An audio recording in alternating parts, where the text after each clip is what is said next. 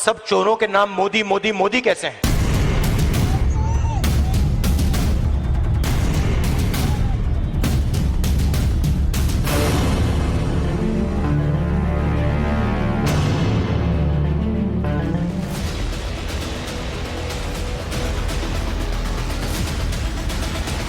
तो 2 साल की सजा, क्या जाएगी सदस्यता? जी हां, नमस्कार। दोपहर की नंबर 1 डिबेट में मैं हूं आपके साथ नैना यादव।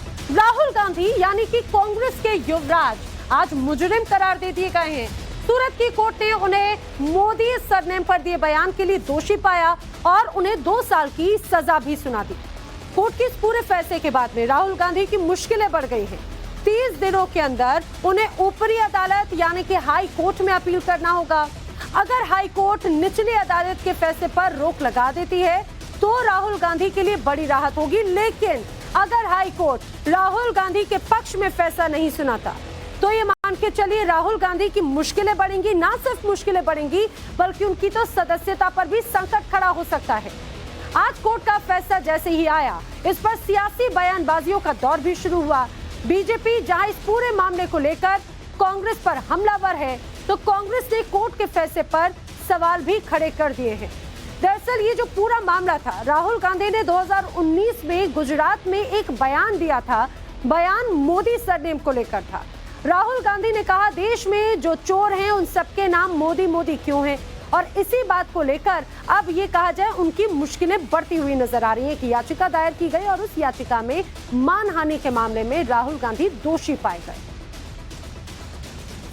राहुल गांधी जो भी बोलते हैं वो आजकल ऐसा हो गया कि उससे सिर्फ नुकसान ही होता है। उनका पार्टी के लिए नुकसान होता ही होता है, लेकिन सबके लिए, देश के लिए भी अच्छा नहीं है। कांग्रेस के कुछ एमपी और कांग्रेस के कुछ नेता मुझे बताया, आज भी बताया कि राहुल गांधी का जो रवैया है उसके वजह से सब खराब हो गया। उनके पार्टी भी डूब रहा है और साथ साथ में बाकी को भी नुकसान होता है। आज जो न्यायालय का फैसला जो आया है वो पूरी तरह से राहुल गांधी ने जिस प्रकार से चुनाव के दौरान 2019 में और अनर्गल बयानबाजी और अनर्गल उनके बारे में जिस प्रकार से उनके सरनेम को उच्चारण किया था, सचमुच में ये दुखदाई है और पूरी तरह से निंदास्पद है। और उसको कोर्ट ने भी उस समय भी हम कह रहे थे और सारे लोगों ने निंदा किया था। कोर्ट ने इनको दोषी करार दिया है। मोदी सरनेम से मोदी समाज वाले जो माता जी के भक्त हैं, जो सूरत में हैं, जहाँ से हमारे एमएलए ने जो ये कोर्ट में केस किया था, पूरे समाज के लोग आज कोर्ट के बाजू में मेरी ऑफिस है, वहाँ सब इकट्ठा हुए हैं और उनको लग रहा था कि उन्हें न्याय मिलेगा, क्योंकि उन्होंने जो अपने जो समाज के लिए पूरा बोला है, तो ये पता चल गया कि ऐसे उनके मन में कैसे विचार आते हैं। ये बड़ी चिंता का विषय है कि आजकल मोदी का नाम लेने में लोगों की मानहानि हो जाती है। अब ये तो अदालत को सोचना चाहिए था कि किसी व्यक्ति का नाम यदि मोदी है और अगर वो नीरव मोदी और ललित मोदी यहाँ से भाग गए तो उनके बारे में क्या बोलेंगे। राहुल गांधी के इस बयान के बाद मैंने भी पटना के सीजेएम कोर्ट में मुकदमा दर्ज कर रखा है।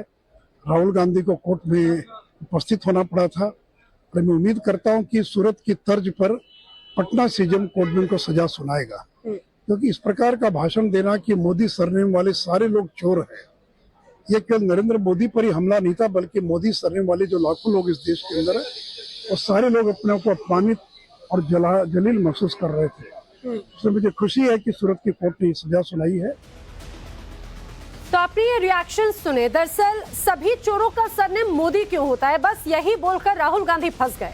राहुल गांधी पर अब जिस तरह से एक के बाद एक बयानबाजियों का दौर शुरू हो रहा है, अब ये जब पूरा मामला सामने आया तो उसके बाद में अब उनकी मुश्किलें बढ़ी, ना सिर्फ गुजरात ये कहा जाए सूरत से, बल्कि दूसरी तरफ आपने सुना सुशील मोदी कह रहे हैं कि पंजाब में माफ कीजिएगा बिहार में भी मामला दर्ज कराया गया है।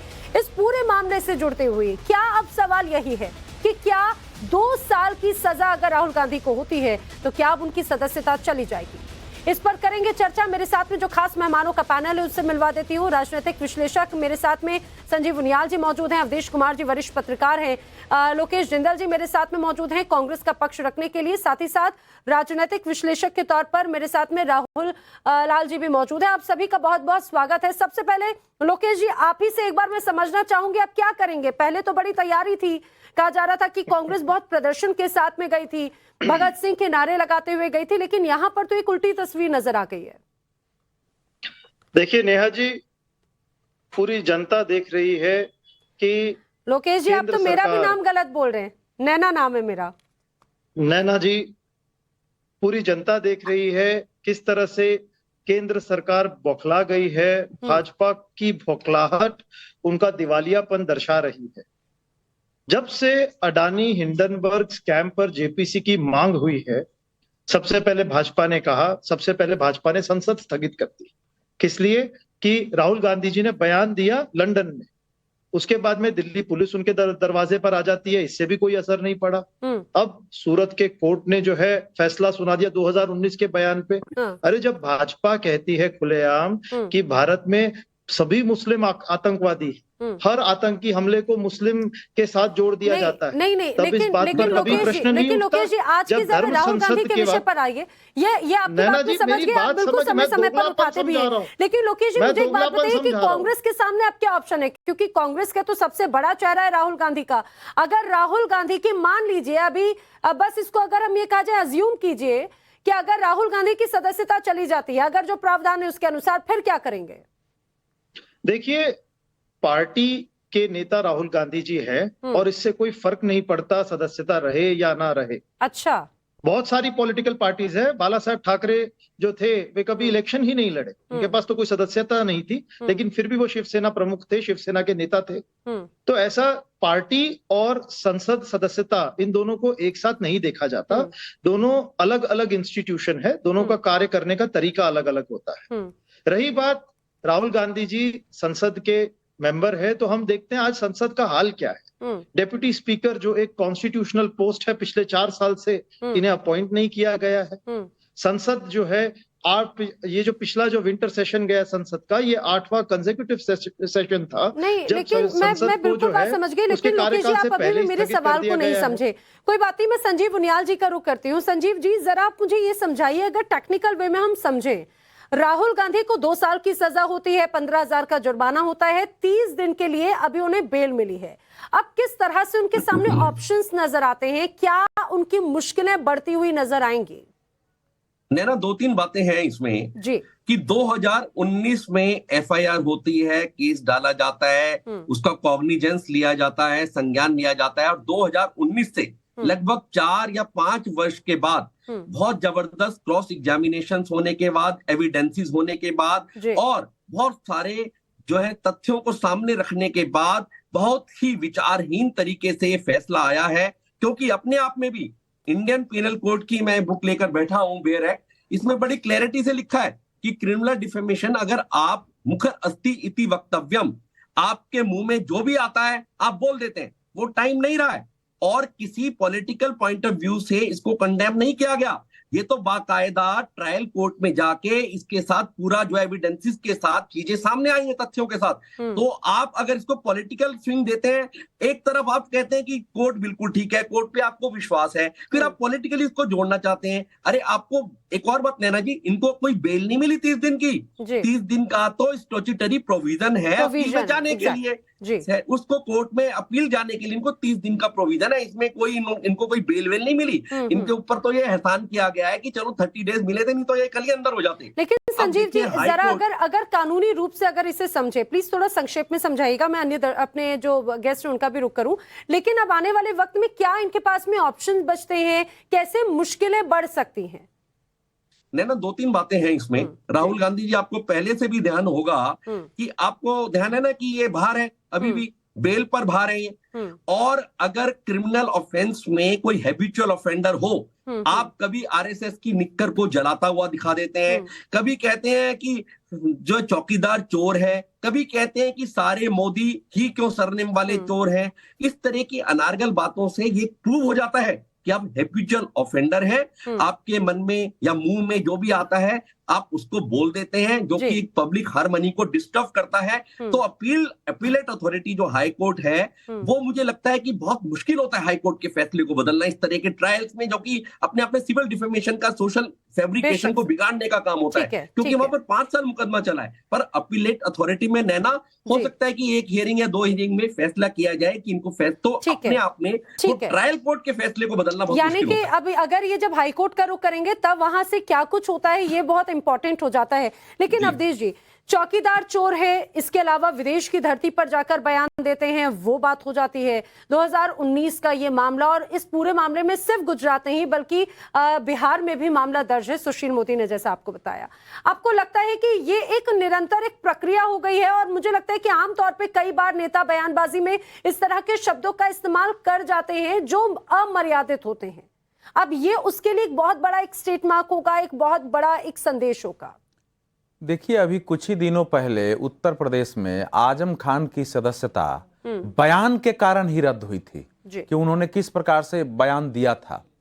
तो मुझे लगता है कि ये भारत में थोड़ी सी न्यायपालिका के हस्तक्षेप से थोड़ा दबाव बढ़ा है, प्रवृत्तियां बदलनी चाहिए। देखिए, इसके आपके ये पूरे घटनाक्रम के 3 एस्पेक्ट हैं, 3 पहलू है जी। अभी मैं जो हमारे मित्र जिंदल जी बोल रहे थे, लोकेश जिंदल जी, मैं उसका उत्तर दूं उसके पहले कुछ बातें। देखिए, अभी तक मैं बार बार आपके टेलीविजन पर एक बार और भी बोला हूं कि एक समय का चक्र होता है, वो चक्र कैसे घूमता है जरा याद कीजिए। जो पत्रकार हैं, नेता हैं, उनको याद होगा कि सुप्रीम कोर्ट ने 10 जुलाई 2013 को फैसला दिया था कि 2 साल उससे अधिक जिसको भी सजा होगी वो पीपुल्स रिप्रेजेंटेटिव एक्ट की धारा 8(4) के तहत उसकी सदस्यता रद्द हो जाएगी, और जेल में गया उसकी सदस्यता खत्म हो जाएगी, उसका वोटिंग राइट खत्म हो जाएगा। लालू यादव के मामले में सजा आनी थी और यूपीए सरकार ने ये एक ऑर्डिनेंस तैयार किया था। उस ऑर्डिनेंस तैयार किया था और अजय माकन एक प्रेस कॉन्फ्रेंस कर रहे थे प्रेस क्लब में। राहुल गांधी वहां एंग्री यंग मैन की तरह, जो उनकी तैयारी होती है, उनकी एंट्री होती है, पूरे चेहरे पर लाल झलकता है और हाथ से उठाते हैं कि मैं ये कह रहा हूं कि ये रद्दी का टुकड़ा है, इसको फाड़ के फेंक दो, वापस हो जाता है। अगर आप सोचिए कि कहां से कहां घूम करके 2013 से 23 में राहुल गांधी की सदस्यता पर प्रश्न चिन्ह खड़ा हुआ है। इसलिए मैं कह रहा हूं कि हालांकि मैं भी उस ऑर्डिनेंस से सहमत नहीं था, लेकिन अब देखिए कैसे तरीका होता है। बिल्कुल न, कैसे आपने जिस ऑर्डिनेंस को फाड़ा है वही मुश्किल आज आपके लिए वो समस्या बन सकती है। अभियान मैं ये कह रहा हूं। दूसरी बात मैं ये कह रहा हूं कि ये बात सामान्य तौर पर कह दिया था कि नेता बयान देते रहते हैं। भाई, कोई चीज देता रहता है। कोई क्रिमिनल 40 लोगों को गोली मार दिया, वो पकड़ में नहीं आया है, इसका मतलब वो क्रिमिनल नहीं है, ऐसा नहीं है।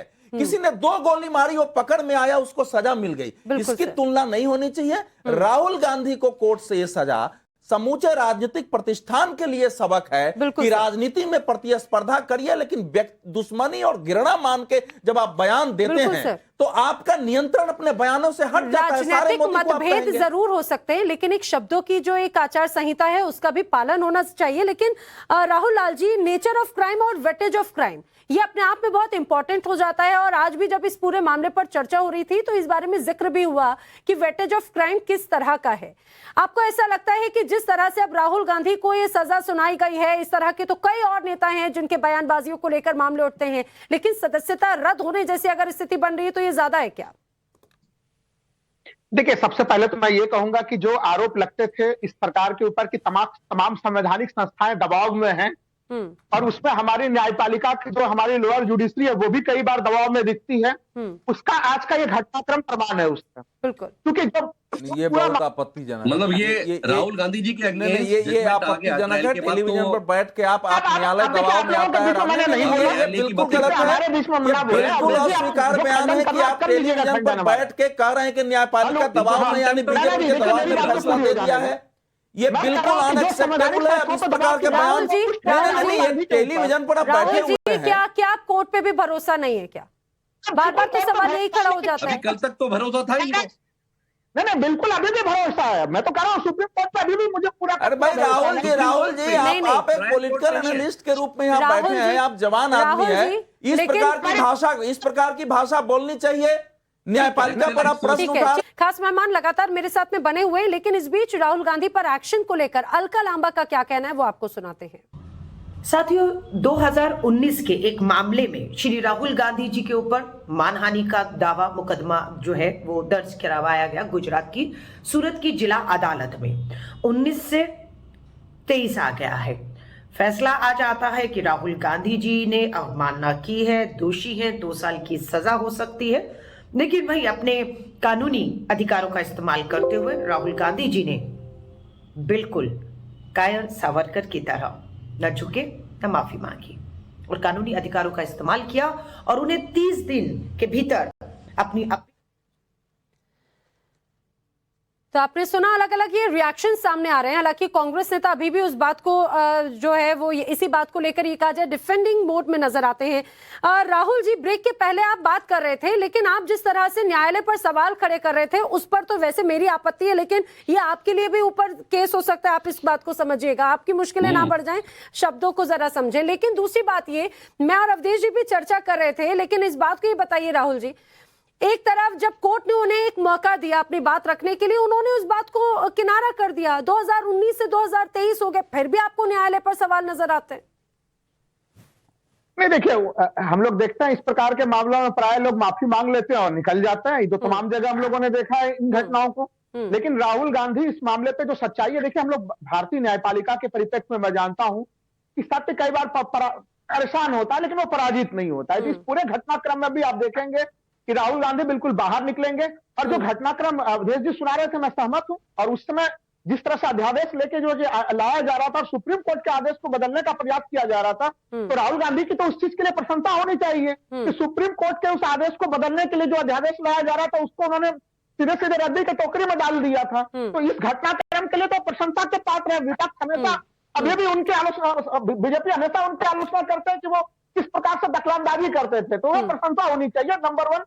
नंबर 2, मैं यही कहूंगा कि देखिए, अगर आप उनके ऊपर भ्रष्टाचार के कोई मामले लाते, आज कहा जा रहा है कि मोदी समाज जो है वो परेशान हुआ है। याचिकाकर्ता कौन है? भारतीय जनता पार्टी के विधायक हैं। एक सामान्य व्यक्ति अगर उस समाज से निकल के आता और वो अगर याचिका दायर करता, जरूर ये माना जाता कि संपूर्ण रूप से उस समाज के लोगों को उनके दिल पे कहीं तो राहुल जी, अब आपको याचिकाकर्ता से शिकायत है या न्यायपालिका से?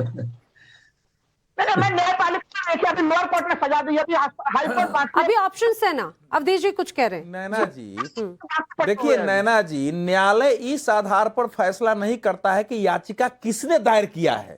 अब जब न्यायालय की बात है, पॉलिटिकली मैं मान सकता हूं कि बीजेपी को इससे आपत्ति रही होगी, लेकिन न्यायालय इस आधार पर कभी नहीं फैसला करता है कि किसने, किस पार्टी के आदमी ने, किस जाति ने मुकदमा दायर किया है और किसके खिलाफ किया। न्यायालय मुकदमे के गुण दोष के आधार पर, उसके फैक्ट्स के आधार पर जो है फैसला करता है। और इस केस में संजीव उनियाल जी बता रहे थे कि हम सब लेके बैठे हैं। इस केस में राहुल जी को कहा गया कि इस केस में आप समझौता कर लीजिए। उनके सारे ऑप्शन दिए गए थे, लेकिन महान आदमी है, हमारे मित्र राहुल लाल जी जैसे लोग हैं, उनको और चढ़ाते रहते हैं। अब एक 3-3, 4-4 मामले, मैं जो कहना चाह रहा हूं इस समय कि देखिए, कांग्रेस को ठंडा होकर के रणनीतिकारों को बैठ के विचार करना चाहिए कि क्या हम अपने नेता को इसी प्रकार से, इसी प्रकार की गैर जिम्मेदार बयान दिलाकर नष्ट करना चाहते हैं, या लंबी लड़ाई लड़ना चाहते हैं कि कोर्ट में जाए और सजा हो जाए। लोकेश जिंदल कुछ कह रहे हैं।